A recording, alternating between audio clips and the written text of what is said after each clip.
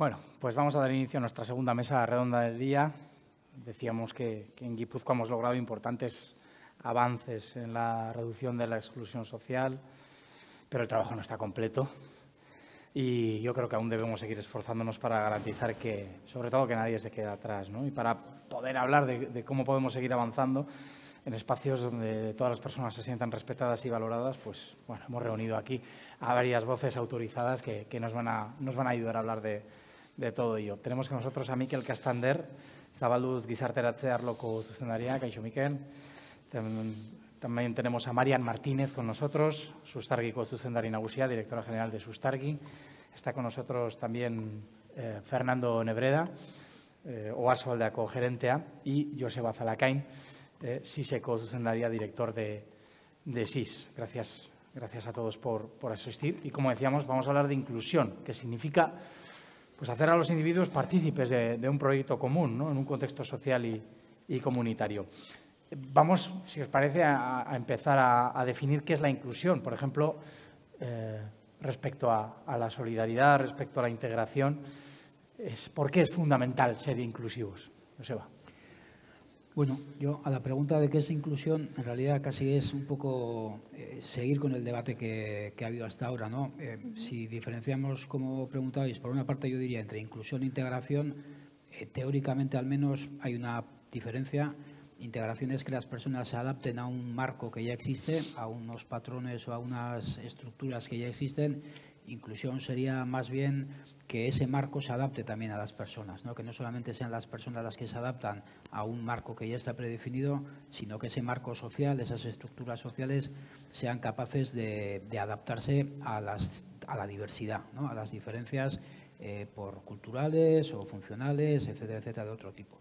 También es verdad que cuando hablamos hoy de inclusión y de exclusión en Euskadi, cuando medimos por ejemplo, las tasas de exclusión o los niveles de inclusión social, en realidad de lo que estamos hablando fundamentalmente es de la acumulación de desventajas y de lo que estamos hablando es de pobreza y de desigualdad. Hablamos de inclusión, pero muchas veces es un concepto que a mí me parece un poco vacío, en el que no sabemos muy bien de qué estamos hablando y hablamos de muchas cosas. En realidad, cuando medimos la inclusión, lo que medimos es, y la exclusión, medimos si las personas tienen acceso a la vivienda, si tienen acceso a la salud, si tienen acceso a las relaciones sociales, si tienen acceso al empleo, a los ingresos, a una serie de cosas, y muchas de ellas tienen que ver con los recursos económicos, en realidad tienen que ver con la pobreza, que es una palabra que todavía no ha salido, pero que es la fundamental, que tiene que ver con la desigualdad. Entonces, inclusión, solamente podemos ser inclusivos si garantizamos unos niveles mínimos de igualdad, unos niveles reducidos de pobreza y también si somos capaces de que las personas, que la sociedad se adapte a las distintas visiones, a las distintas capacidades, a las distintas culturas de las personas que componen esa sociedad. Eso es una sociedad inclusiva, o eso sería una sociedad inclusiva. Lo ha resumido perfectamente, Joseba. No sé si queréis añadir algo más respecto a lo que entendéis es la inclusión o debería de ser. Sí, yo creo que a nivel personal, ¿no? El ser inclusivo te aporta mucha riqueza, porque yo creo que te aporta una mirada distinta, ¿no? De cómo analizas ciertas cosas, te da capacidad para ver los pequeños detalles, ¿no? Y en los pequeños detalles hay mucha riqueza. Entonces, yo creo que efectivamente cuando trabajamos, ¿no? En esa línea de ser inclusivos, eso, quizás desde una perspectiva más egoísta, ¿no? A nivel personal, pues te aporta esa riqueza, ¿no? Yo me incorporé a Sustargi hace 2 años y recuerdo perfectamente mi primer día porque en uno de nuestros talleres una de nuestras personas con discapacidad se acercó a mí y la única frase que me dijo fue todos diferentes, todos iguales. No me dijo nada más. Eso para mí ha sido un verdadero descubrimiento, ¿no? Yo creo que reconocer la riqueza de los detalles de lo pequeño, eso te lo da realmente cuando empiezas a trabajar de verdad en generar oportunidades vinculadas a la inclusión. Bueno, pues igual por aportar una visión complementaria un poco a lo que está diciendo aquí, yo que procedo del mundo de la inclusión sociolaboral, para nosotros cuando trabajamos la inclusión lo que trabajamos fundamentalmente son herramientas para poder ofrecer a todas las personas las posibilidades de tener un proyecto de vida en igualdad de condiciones, independientemente de cuál sea su origen, de cuál sea su raza, de cuál sea su orientación, etcétera, ¿no? Ese es fundamentalmente el concepto con el que nosotros trabajamos, que pueda llegar a tener un proyecto de vida, y en ese proyecto de vida, lógicamente, en nuestra operativa de trabajo, el tema trabajo tiene un elemento, un aspecto fundamental. Miquel, por poner la guinda. Vale, está casi todo dicho, pero bueno, es verdad que por aportar algo así, un color diferente, nosotros también, por la práctica, en lo que es en los servicios, sí vemos mucho el daño que puede hacer la exclusión relacional también, ¿no? Más allá de situaciones en las que están, bueno, situaciones de precariedad, o vulnerabilidad, o pobreza, ¿no? La exclusión social o exclusión residencial, ¿no? Que es la exclusión que normalmente arrastra a otro tipo de exclusiones, ¿no? Y que es tremendamente preocupante. La exclusión relacional, ahí creo que todos y todas tenemos mucho margen de mejora, y ahí yo creo que esa exclusión, sobre todo, que a veces se ve en situaciones de soledad no deseada, o en jóvenes, en adolescentes, tercera edad, lo que sea. Ahí sí creo que visibilizar ese tipo de exclusión, yo creo que también es interesante para poner caras y afrontarla mejor, ¿no? Bueno, les pregunto directamente, en Guipúzcoa, ¿cómo estamos? Decía Miquel que tenemos todavía mucho que hacer, pero es la guipuzcoana una sociedad que está concienciada con la inclusión y es activa para lograrlo. ¿Cómo lo veis? Fernando mismo. Bueno, yo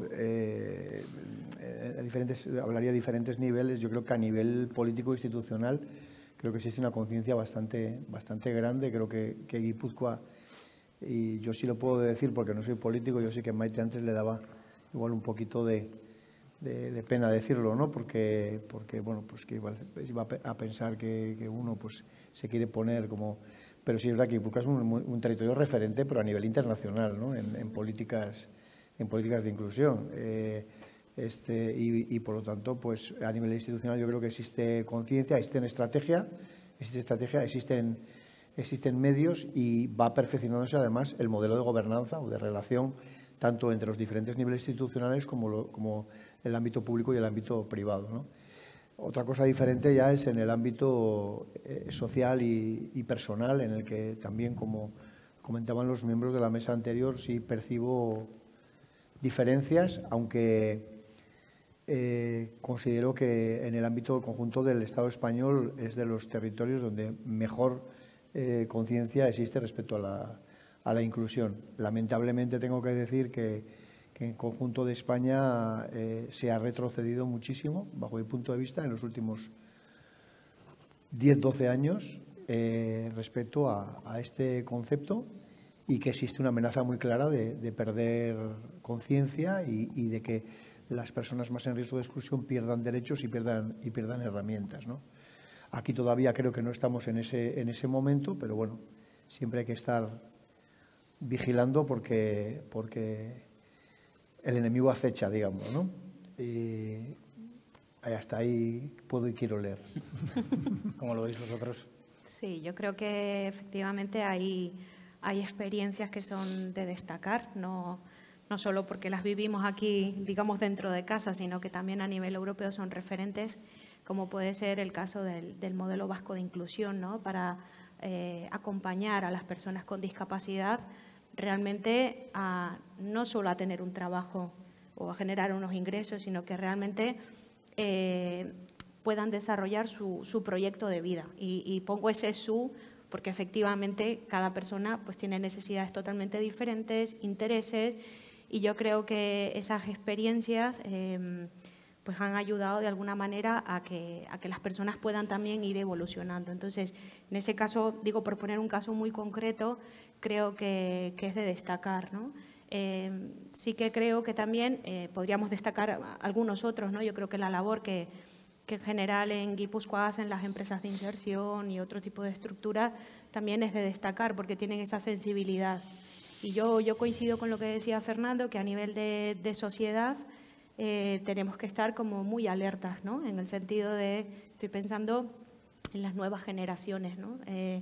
Yo creo que es muy enriquecedor escuchar a nuestros adolescentes hablar sobre lo que visualizan como inclusión, porque son ellos lo que dentro de unos años igual estarán aquí sentados hablando de este tema y creo que estaría genial que tuviesen esa sensibilidad. Entonces, pienso que este tipo de avances que hemos tenido a nivel de inclusión en Guipúzcoa, en Euskadi, deberíamos también poco a poco y en su medida integrar ese tipo de conversaciones en todas las esferas, porque ahí es cuando realmente pues, vas generando pues, ese sentido, esa conciencia, vas reconociendo también ese valor, ¿no? de trabajar realmente por la inclusión, porque no es un camino fácil, es un camino complejo, difícil. Antes en la mesa anterior se hablaba pues, de esas diferentes miradas, de la complejidad, y es así. Entonces es muy fácil que te puedas desanimar. Pero si realmente entendemos el por qué lo hacemos y desde muy pequeños, creo que cuando ya estás en la etapa adulta y tienes que tomar decisiones, eso ya lo tienes de alguna manera bastante integrado. Hablaba Marian de la importancia de las nuevas generaciones. Fernando diferenciaba un poquito la labor o el concepto que se tiene de la inclusión a la sociedad en general y a las instituciones. Vosotros, Joseba y Miquel, también veis ahí que en Guipúzcoa pues igual la sociedad no va a la vez que las instituciones, que bueno, es lo que votamos, pero ¿cómo lo veis? Yo creo que las instituciones representan a la sociedad, que quiero pensar y así, creo que así es, y por lo tanto tienen toda la legitimidad. Sí creo que la sensibilidad de las instituciones, o sea, lo que han sido los últimos años, nos ha llevado a lo que decía tanto Fernando como Marian, perdón, en cuanto a que podemos ser referencia a nivel europeo y a nivel estatal, pero no hay que perder de vista que todo lo que se ha conseguido pues que se puede perder. Claro. y que la paz social y el contrato social pues requiere de compromiso constante y de defensa de los derechos más fundamentales, y ahí sí que yo creo que conviene recordarlo constantemente, sobre todo para que las generaciones, los más jóvenes, pues no lo den como algo por hecho, ¿no? Sí, Fernando quería puntualizar. Sí, es que me parece importante lo que estamos hablando ahora, el tema de las nuevas generaciones.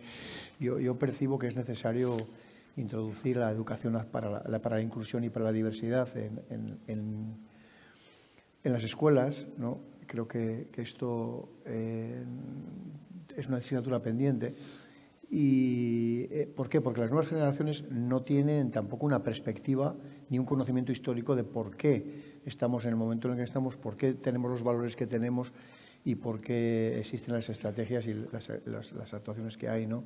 Y no saben lo que ha pasado, no saben que después de 1945 en Europa se decidió políticamente construir un nuevo modelo porque se quería precisamente romper con unas dinámicas de enfrentamiento, de guerra, etcétera, de racismo, de nazismo, de todo eso lo que había provocado. Entonces, no son capaces de contextualizar. Entonces, como no saben lo que es eso y de dónde venimos, pues no sabemos a dónde vamos, ¿no? Entonces, yo creo que es imprescindible que se introduzca esta idea de la educación para la diversidad y para la inclusión. Bueno, yo sí abundaré un poco en algunas ideas que han salido que tienen un poco que ver con una especie de sociedad que es un poco contradictoria, un poco esquizofrénica, ¿no? Porque creo que ha salido también en las cuestiones que se han planteado en la mesa anterior. Es una sociedad que genera exclusión. La guipuzcoana es una sociedad que genera exclusión. Eso la genera cuando hay personas que alquilan viviendas a unos precios determinados. No son solo los grandes fondos de inversión ni las grandes empresas. La sociedad, cuando paga ciertos salarios, los empresarios vascos cuando pagan ciertos salarios, los padres y madres cuando llevamos a los niños a ciertas escuelas y no a otras, los caseros cuando ponen ciertos impedimentos para hacer una vivienda, es la sociedad la que genera exclusión. Eso la guipuzcoana como cualquiera. Y eso hay que tenerlo en cuenta. Al mismo tiempo, digo que es un poco esquizofrénica y un poco contradictoria porque también exige unas políticas contra... Bueno, creo que lo que decía antes Julia sobre lo que la gente dice en las encuestas, pues lo pone bastante claro. La sociedad genera exclusión, pero al mismo tiempo reclama medidas contra la exclusión y apoya, en cierto modo, que se hagan ciertas políticas de inclusión hasta cierto punto. Hasta cierto punto. Entonces, yo creo que nos movemos siempre ahí en esa contradicción de generar exclusión en algunos aspectos muy claros, en otros no tanto, de generar exclusión, de generar desigualdad y al mismo tiempo de ser una sociedad que, bueno, comparada con otras, es mucho más proclive a gastar dinero y a hacer políticas de inclusión, ¿no? Entonces, pues yo creo que con esa dicotomía tenemos que jugar siempre. Y más ahora en un contexto en el que ya se ha dicho en la mesa anterior y se dice ahora, tanto por cambios generacionales, por lo que sea, los discursos contra las políticas de inclusión pues ya son más... Se están normalizando, ¿no? Están normalizando, ya no da tanta vergüenza, por las razones que sean, que podíamos entrar en el debate de por qué. Entonces, bueno, pues es una sociedad que ha avanzado mucho en políticas de inclusión, podría haber avanzado más, pero que también genera exclusión. Y a veces... bueno, nos quedamos como si la exclusión se hiciera sola, ¿no? Y no se hace sola. Me parece interesante esa visión de autocrítica que yo creo que debemos hacer todos. ¿En qué ámbitos creéis que estamos mejor? ¿En la educación, en la discapacidad, financieramente, en lo digital? ¿Y en cuáles esa inclusión hace falta un poquito más y se notan más ahí las barreras? Yo diría que donde tenemos un problema grave, si lo analizamos por elementos o por sectores o por factores, es verdad, se ha dicho antes, la inclusión laboral yo creo que ha dejado ya de ser el gran problema, aunque todavía podamos hablar de muy malos empleos y de bajos salarios, etcétera. Pero la inclusión laboral ya no es el problema que era y probablemente ya no lo va a ser. La inclusión en la vivienda es el gran problema. Yo creo que hay otro elemento que ha apuntado Miquel, que es lo relacional y lo que tiene que ver con los vínculos, ¿no? Cada vez, y eso es una cosa a la que le hemos prestado muy poca atención, porque siempre hemos visto la exclusión como un tema socioeconómico y sociolaboral, cuando en realidad cada vez más claro es que la exclusión es la falta de vínculos y no sentirte parte de una comunidad, no tener vínculos relacionales de amistad, pero incluso no sentirte parte de la comunidad, pensar, bueno, estos vascos son otros o estos y yo estoy fuera por las razones que sean. Entonces, yo creo que lo relacional es algo a lo que le hemos prestado poca atención, la vivienda, y creo que donde tenemos también, y tiene algo que ver con lo que decíamos de las nuevas generaciones, no sé si tenemos exclusión educativa, pero tenemos mucha desigualdad educativa y tiene que ver también con la diversidad y con la inmigración. Tenemos un montón de niños y niñas que están condenados a tener unos resultados académicos completamente insuficientes, mientras tenemos otro montón de niños y niñas que parecen que van a ir a la NASA porque les hemos preparado y sobrepreparado los padres y las madres, ¿no? Entonces tenemos, no diría exclusión educativa, pero desigualdad educativa muy importante, y luego insistiría en el tema de la vivienda más que en otros temas. Sí. Yo no quitaría ni pondría esto, me suscribo plenamente lo que acabo de... María. Sí, yo estoy de acuerdo. Sí que creo que es importante, y retomando también la introducción que hacía la diputada, que es cierto, hemos avanzado en muchos ámbitos, coincido un poco en los ámbitos, ¿no?, que describías. Sí que creo que de todas maneras hay que retomar el sentido de esa frase inicial o de ese eje cuando hablamos de políticas centradas en la persona. Claro, es que cuando hablamos del mundo de la discapacidad, parece que eso es como un grupo uniforme. Claro, si entramos dentro de la discapacidad, hay una casuística enorme. Entonces, pues allí todavía nos queda mucho trabajo, ¿no? Y no solo hablo desde el aspecto sociolaboral, que, como digo, creo que ahí se ha avanzado muchísimo, coincido totalmente, pero creo que a veces también simplificamos un poco la realidad, ¿no?, haciendo esos grandes grupos, ¿no? Hablamos también, Fernando, tú en tu caso, hablarás de riesgo de exclusión, y claro, es que dentro de ese concepto que hablamos de riesgo de exclusión hay personas que tienen casuísticas totalmente diferentes. Entonces, incluso esa A veces yo lo intento ver como una construcción pedagógica para poder abordar ¿no? generar esas soluciones, pero esas diferencias, ¿no? entre esos dos grandes grupos, riesgo de exclusión y discapacidad, no siempre es tan clara.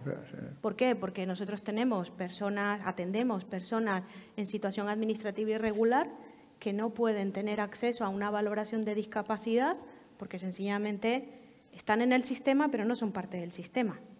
Entonces, ¿cómo atendemos las necesidades de esa persona? ¿Está dentro de qué categoría? ¿Discapacidad o riesgo de exclusión? Entonces, creo que esa mirada profunda es importante y lo vamos a ver si nos centramos realmente en la persona, ¿no? Al margen de que efectivamente esas construcciones pedagógicas nos ayudan a encontrar buenas prácticas, sinergias, estoy totalmente de acuerdo. Pero sí que creo que tenemos que darle otra vez sentido a esa frase de realmente centrarnos en las necesidades de las personas. Miquel. Yo, por no señalar a ningún sistema así en concreto, porque todos creo que tenemos margen de mejora, sí creo que en cuanto a diferenciar entre integración e inclusión, sí creo que los servicios sociales, el sistema de servicios sociales creo que está mejor ubicado y creo que está avanzado un poco más y aún teniendo mucho margen de mejora. Y lo que sí veo es que igual, lo de vivienda que comentaba Joseba es algo tremendamente preocupante. O sea, es el elemento más exclusor que hay y lo que he dicho antes, o sea, es el que de alguna manera genera, pues que la exclusión vaya a otras áreas, ¿no? Luego, intentando hacer la diferencia entre exclusión e integración, que antes también comentaba Joseba, esa diferencia, ahí creo que sí, que los demás sistemas en general han hecho un esfuerzo muy grande por integrar a las personas, ¿vale? Tanto en educación, en ocio, digital, pero todavía el salto a que sean medidas que no estigmatizan, creo que hay un margen de mejora. Y creo que la estigmatización, por su parte, también es lo que lleva a muchas personas a no acceder a ese tipo de recursos por no sentirse excluidos, aunque la intención sea la mejor del mundo. Sí, Fernando. Sí, no, totalmente de acuerdo. Evidentemente, aunque en el ámbito de la integración laboral se haya avanzado mucho, evidentemente todo es mejorable, ¿no? Lo que pasa es que, bueno, siempre uno tiene que tener la perspectiva comparativa también para ver hasta qué punto pues es un elemento pues muy, digamos, crítico o no. Y en ese sentido estoy totalmente de acuerdo en que, por ejemplo, temas como la vivienda hoy son los grandes retos, pues porque además se han intentado diferentes estrategias y yo creo que hay un cierto grado de frustración al respecto, porque parece que ahí nada funciona, así como en el ámbito de la integración laboral sí se están consiguiendo resultados, evidentemente con todavía muchos elementos que mejorar, pero claro, cuando uno mira alrededor, pues ve también, tiene la medida clara de hasta qué punto se ha avanzado aquí. Yo diría que el elemento clave en el ámbito de la integración laboral, que es la que yo tengo en nuestro trabajo, como decía Marian, ¿no? Efectivamente es la personalización, es decir, antes comentaban Maite, ¿no? El modelo adaptado a la persona. Pues en el ámbito de la integración laboral tiene que ser un modelo adaptado a la persona. Eso se traduce en términos de un itinerario personalizado de inserción. Ya se lleva trabajando con ese modelo tiempo, pero bueno, hay que generalizarlo. Todos los actores no trabajan con ese modelo y en base a eso, pues dar respuesta a cada persona, porque está claro, no le puedes meter en un colectivo tú. Cada persona es la que es protagonista de su proceso personal de inserción, ¿no? Y entonces hay que hacerlo en relación a las capacidades y a las posibilidades de esa persona en relación al mercado de trabajo. Habláis de la importancia de personalizar, pero hay colectivos más vulnerables. Es importante detectarlos. Sí. ¿Cuáles diríais que son esos colectivos vulnerables? Bueno, nosotros, nuestros retos en los próximos, más que vulnerables, hablamos en términos incluso de reto, ¿no? Tampoco sin decir vulnerable. O sea, reto tenemos en estos momentos básicamente como tres grandes colectivos, ¿no? Uno, el colectivo de inmigración, básicamente inmigración. Nosotros estamos trabajando en el corto plazo con la inserción, la inclusión y la inserción sociolaboral de inmigrantes en situación de irregular, que ya hemos puesto en marcha diferentes iniciativas que tengo que decir que están siendo bastante exitosas, como por ejemplo el proyecto W. No voy a profundizar porque no hay tiempo para ello, pero bueno, invito a los presentes a coger información, porque es un tema interesante. Tenemos ahí un reto importante porque tenemos una bolsa de personas importante y porque también existen oportunidades en el mercado de trabajo claras para poder insertar a estas personas, ¿no? En segundo lugar, diríamos, estarían también las personas con problemáticas sociales y personales asociadas que están muy lejos del mercado de trabajo, es decir, personas que no pueden utilizar las herramientas habituales, ni siquiera entrar en una empresa de inserción, ni siquiera entrar en programas de inserción laboral al uso, sino que tienen que trabajar capacidades prelaborales, ¿no? Por eso hay muchos menos recursos que para los itinerarios, digamos, de integración laboral. Y en eso estamos también, ¿no? Estamos diseñando una serie de programas específicos que van dirigidos a este colectivo. El objetivo de ese programa no es que acabe insertado en la empresa, sino que en ese tiempo trabaje una serie de capacidades que en el medio plazo sí le va a permitir igual darle el salto a un itinerario personalizado de inserción. Y el tercer elemento es la perspectiva de género. El tercer elemento es el romper las barreras culturales y los techos de cristal existentes para que las mujeres accedan de manera real y efectiva a proyectos profesionales que en igualdad totalmente de condiciones con los hombres, en el sentido de que accedan realmente a profesiones de tipo técnico, a profesiones de responsabilidad empresarial, etcétera, pues que al final les permitan tener la opción de tener otro tipo también de carreras profesionales. Eso es una pérdida para las mujeres que no optan por ello, pero también es una pérdida para la sociedad porque deja de incorporar unos recursos humanos muy valiosos. Y entonces son esos tres un poco donde nosotros nos estamos centrando. No quiere decir que no haya otros, ¿no? Pero vemos esos tres retos, como estos tres colectivos, como los más importantes en este momento. En vuestros ámbitos entiendo que también habrá otros colectivos vulnerables con los que trabajáis especialmente. Sí, en general todo el que está en una situación de exclusión ya trae consigo una vulnerabilidad potente, ¿no? Otra cosa es que estuviera en riesgo o así, pero en nuestro caso, que trabajamos sobre todo, algunos servicios tenemos de prevención, pero la mayoría es para mejorar las posiciones de inclusión social de las personas, ahí ya es evidente que la vulnerabilidad está. Otra vez, esto de ser el último es como que ya todo está dicho, ¿no? Pero por decir algo así un poco diferente, creo que los mayores vulnerables y las mayores son aquellas que son invisibles, ¿vale?, que no pueden acceder a los derechos básicos, vuelvo a repetirlo, y muchos también y muchas que no son ni conscientes que están en situación de exclusión, sobre todo aquellas personas, cuando hablamos de exclusión relacional, ¿vale? O sea, ahí creo que nos puede pasar a todos y a todas. La vida da muchas vueltas y pasa mañana estar en una situación en la que igual estás en una situación de exclusión. Entonces, esos yo creo que son los especialmente vulnerables, porque al no ser conscientes no van a ser capaces de pedir ni defender el derecho más básico, ¿no? Entonces, yo, en cualquier caso, hablando de colectivos, yo creo que hay un colectivo que es evidente y es el que se ha hablado en la mesa anterior, es la migración, por tanto por la normativa, por las leyes, por los patrones culturales. La mayor parte de la gente pobre y la mayor parte de la gente en exclusión en Guipúzcoa es migrante y no es la mayor parte de la sociedad. Entonces, hay un colectivo clarísimo de riesgo que es asociación entre pobreza, migración y desigualdad y exclusión. Yo también hablaría de otros dos colectivos de los que hablamos menos. Uno es la infancia. O sea, cada vez hay más desigualdades que tienen que ver con la edad y cada vez hay más no solamente un fenómeno de pobreza infantil, que en realidad no es pobreza de los niños que sean pobres, sino pobreza de las familias que tienen hijos.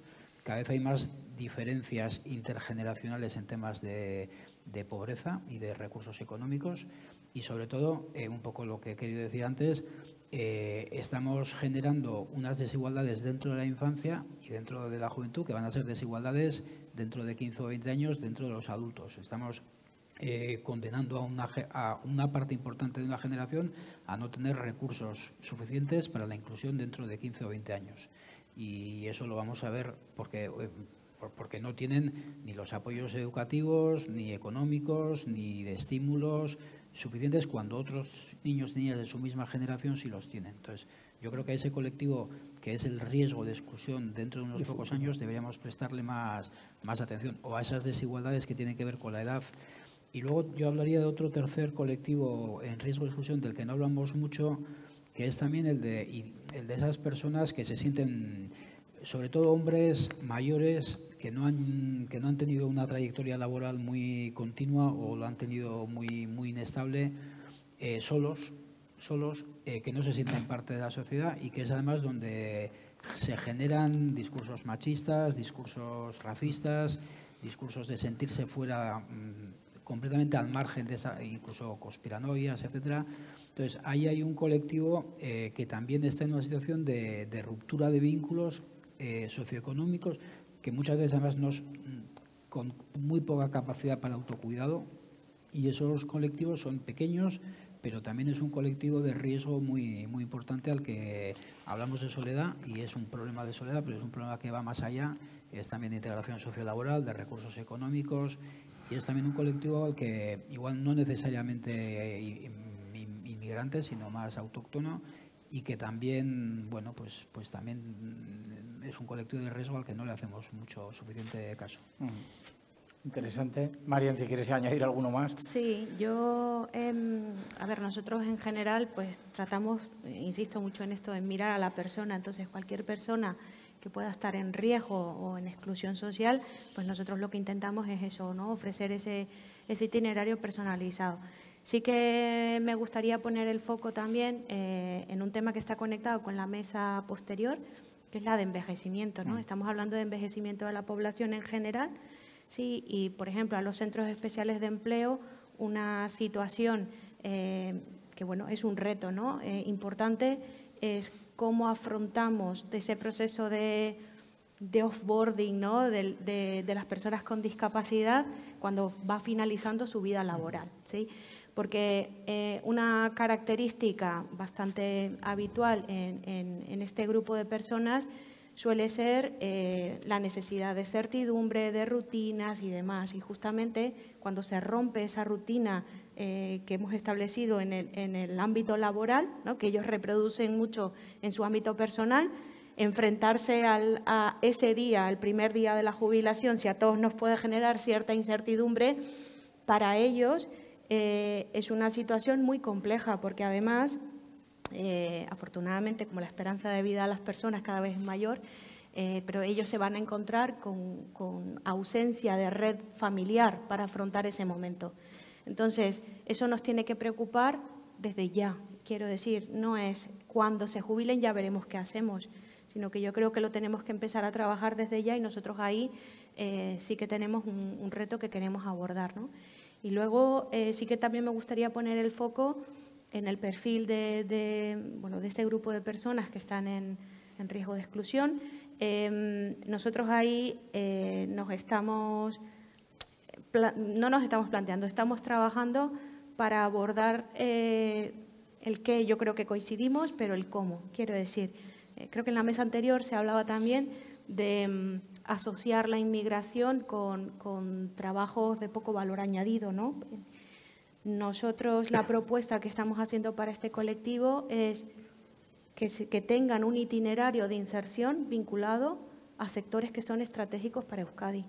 Que alguna persona pueda tener interés en desarrollar pues, un itinerario quizás en sectores más tradicionales, nos parece genial, pero por ejemplo nosotros que trabajamos en el sector salud, estamos trabajando con empresas referentes de terapias avanzadas, por ejemplo, en generar un itinerario para estas personas, porque realmente son personas que tienen muchísimas capacidades. O sea, nosotros anualmente podemos tener alrededor de unas 80, 85 personas que transitan por nuestro centro y vemos la riqueza y las capacidades que tienen. Entonces, ¿por qué no plantearnos el hecho de que también ellos pueden tener un recorrido profesional en sectores que son estratégicos para Euskadi, por ejemplo? Ya vemos que hay muchos colectivos, muchas necesidades diferentes y de ahí la necesidad de vuestro trabajo, ¿no? Vuestra implicación, bueno, está fuera de toda duda. ¿Creéis que hacen falta la implicación de más agentes? ¿Echáis de menos que algunos agentes de la sociedad puedan tener una mayor implicación en esto de la inclusión? Pues, bueno, sí me gustaría un pequeño repaso de qué agentes son claves en este sentido, ¿no? Bueno, evidentemente, el primer clave es la persona, las personas con las que trabajamos y al final a las que servimos, ¿no? Yo creo que hay todavía miedos y reticencias en algunas personas a la hora, pues bueno, de incorporarse a estos procesos, cada uno por la mochila también que trae, porque cada vez trabajamos con personas con situaciones más complicadas, ¿no? Este es el primer elemento. Luego, desde el punto de vista de agentes clave, está la empresa también, ¿no? La empresa, bueno, yo creo que queda mucho por hacer, pero en los últimos tiempos se están dando pasos importantes y cada vez está más implicada la empresa. Mira, el martes pasado lo comentaba que inaugurábamos en Rentería un centro de referencia en innovación en inclusión sociolaboral, que Maite entre ellos estuvo, y estuvo Adegi representado. Esto hace 5 o 10 años hubiera sido impensable, ¿no? Porque es un proyecto como que era ajeno a su... Menciono a Adegi, estuvieron empresas también concretas de la zona, pero el hecho de que estuviera Adegi altamente representado, bueno, pues de alguna manera denota que se están acercando. Evidentemente se están acercando también mucho por necesidad, pues porque al final ellos ven, les hacen falta personas en las empresas y han visto que un nicho posible, pues son las personas con las que trabajamos en las entidades que trabajamos por la inclusión, y es verdad. Y de hecho, hablaba antes del programa W, por ejemplo, de regularización de inmigrantes en situación de irregularidad, y estamos trabajando con índices del 90% de inserción en las personas que entran en el programa y tienen además, digamos, la relación con la empresa en la que van a ser ubicados desde el principio del programa. Hay un programa de formación y luego hay una inclusión, ¿no? Entonces, la empresa hay que hacer cosas, pero se está avanzando también.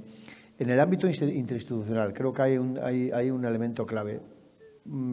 Tengo que decir y poner en valor, muy importante, el modelo de gobernanza interinstitucional que ha puesto en marcha, que ha liderado la Diputación Foral de Guipúzcoa, a través de las redes comarcales de inclusión y con unas mesas territoriales también, en la que, bueno, pues se consigue llegar más o menos a todo el territorio e integrar a todos los agentes públicos y privados que trabajan en la inclusión en cada una de las comarcas, ¿no? Y a través de ahí diseñar programas que respondan a las necesidades de los colectivos de ese territorio. Ahí se ha avanzado mucho, tanto que este modelo está sirviendo de referencia para los que quiere poner en marcha la Consejería de Empleo del Gobierno vasco. Después de la aprobación de la nueva Ley de Empleo, quiere poner un poquito este modelo en todo Euskadi. Veremos si lo consigue, porque Vizcaya y Álava no son lo mismo que Guipúzcoa, pero bueno, hay muestra de que ahí estamos bien. Pero lo que sí es claramente un déficit que afecta específicamente al colectivo de inmigrantes es el muy deficiente funcionamiento de los servicios de extranjería, de los servicios de... Esto es inaceptable en un Estado moderno, que sigan funcionando ya no diría solamente bueno, hay falta de medios, pero hay desidia y hay absoluto alejamiento de los objetivos que la sociedad pretende en los procesos de inserción de estas personas. Y esto hay que darle la vuelta y hay que denunciarlo y hay que ponerlo encima de la mesa y hay que... porque no puede ser, o sea, además hay discursos hoy políticamente del Gobierno de España, del que dependen estos servicios, que van por un lado y el funcionamiento de los servicios van totalmente por otro. Esto es inaceptable y hay que decirlo con todas las palabras. Y no es aceptable que una persona que venga cónyuge de una persona con pasaporte español, extranjero, llegue, entregue los papeles y le digan que en 5 meses no le van a dar el NIE y en 5 meses no puede trabajar porque no le van a dar ni un número para que pueda ir. ¿Y qué hace entonces? Luego decimos que hay delincuencia, pero entonces tendrá que dedicarse a robar por si quiere vivir o qué es lo que tiene que hacer. No puede ser. Y eso hay que denunciarlo. Y, por lo tanto, es uno de los elementos claves que faltan de implicarse. O sea, el Estado tiene una competencia clave en esto y tiene que implicarse en estos procesos. ¿Alguna última aportación que queráis hacer en este sentido? Sí, yo ahí aportaría, se ha hablado de varios agentes, pero por una parte insistiría en una aportación distinta que se debería hacer desde salud. Hay muchísimos problemas que tienen un componente sanitario, sociosanitario, de enfermedad mental, y el sistema de salud todavía no es capaz de atender desde una perspectiva de desigualdades sociales, por mucho que lo intenten hacer, pero el sistema de salud no es capaz de dar una respuesta a las situaciones de exclusión de la salud. Y desde el ámbito de la vivienda, yo creo que el problema es otro sistema que se debería implicar más, en el sentido que se debe implicar de otra forma y aplicando políticas mucho más drásticas de las que se están aplicando hasta ahora. Con las políticas que tenemos hoy de vivienda no vamos a resolver el problema de la vivienda, todo lo contrario. Entonces, probablemente si queremos evitar la exclusión residencial y los elementos que tienen que ver con la vivienda en lo que tiene que ver con la exclusión, hay que hacer una política de exclusión muchísimo más diferente y mucho más impopular, porque va a ir contra los intereses de mucha de la gente que somos propietarios de pisos, o debería ir. Por eso no se va a hacer. Yo agregaría solo una cosa. Creo que necesitamos hacer que este tipo de experiencias, ¿no?, de inclusión sean exitosas. Entonces, creo que tenemos que mirar un poco más allí en el sentido de nuestro trabajo, ¿no?, como entidades que estamos comprometidas con la inclusión, no termina cuando una persona consigue un puesto de trabajo en una empresa. Creo que hay que hacer mucha labor de pedagogía dentro de las empresas para que eso se perciba desde una perspectiva positiva, porque antes también se hablaba, ¿no?, de que a veces intentamos rechazar lo diferente, porque es como un sistema. Cuando se incorpora un diferente, vale, nosotros vemos hasta allí, pero realmente necesitamos acompañar a eso y generar, ¿no?, otro tipo de discursos, otro tipo de mensajes dentro de las propias empresas para que eso pueda ser un proceso que se pueda consolidar. Porque también lo que estamos viendo es que cuando eso no se trabaja de esa manera, la persona que consigue ese puesto de trabajo en 1 año o 2 vuelve otra vez a estar con nosotros porque vuelve a estar excluido. Entonces, hay una frase por ahí que dice el fin es solo el principio. Yo creo que tenemos que tener un poco esa sensibilidad, ¿no?, de que este es un proceso de largo recorrido, es una carrera de fondo y que no nos podemos olvidar de que ese proceso es un cambio cultural, de perspectiva bastante potente.